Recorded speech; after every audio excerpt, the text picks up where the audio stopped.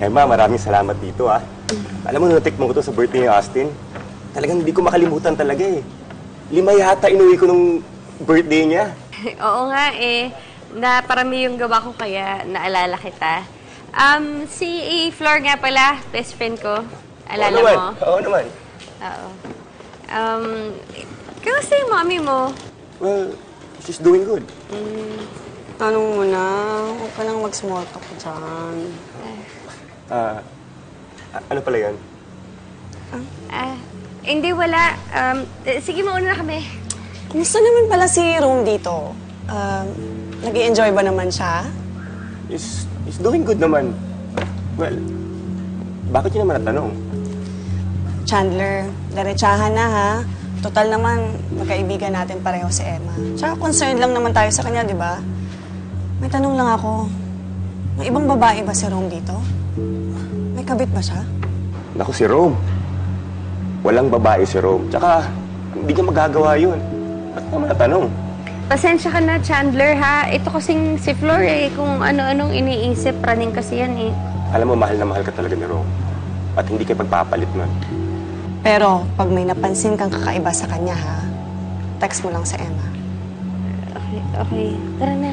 Sige, bye-bye. Pasensya na. Ingat kayo. Teka na, nakakahiya. Oo, 2 araw ako mawawala. I'll miss you more. Okay, bye-bye. Oh, pare, kamusta? Bro, heads up lang, ha. Galing si Emma dito kanina. Nagtatanong kung may babae ka raw rito. Ano sabi mo? Siyempre, sabi ko wala kang babae dito. Wala naman talaga, di ba? Eh, unless kung may ibang babae ka aside from Georgia. Wala, pare. Salamat. Kahit pikpikin pa nila tong ano ko, para di ako aamin. Bro, alam mo naman, nasa yung loyalty ko. Ano sinabi ni Emma naman? Naniwala siya. Si Emma, wala talaga siyang hinala. Pare, yung Flor talaga yung malakas yung radar, eh.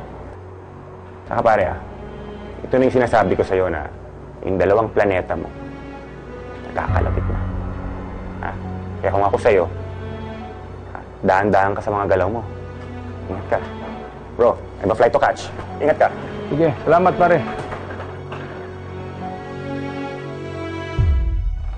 Oh, saan kayo galing? Ewan ko sa'yo, Flor. Dapat hindi mo na tinanong kay Chandler yun. Nakakahiya. Ano namang masama doon? Nagtatanong lang naman.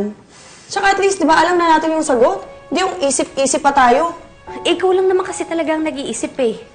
Yan tuloy ngayon, problemahin ko pa kung anong sasabihin ni Rome kapag sinabi ni Chandler na naghihinala ako sa kanya. O, bakit nag-aalala ka?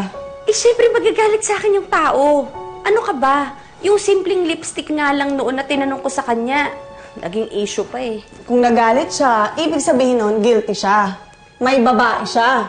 Alam mo, Flor, hindi siya magagalit dahil guilty siya. Magagalit siya dahil iisipin niya na wala akong tiwala sa kanya. Yun. Emma, alam mo, naniniguro lang naman tayo sa asawa mo, eh.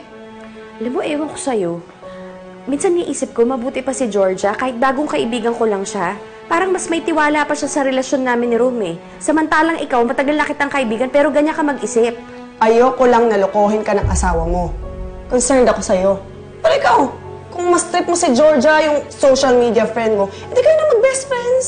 Diba? Online or offline,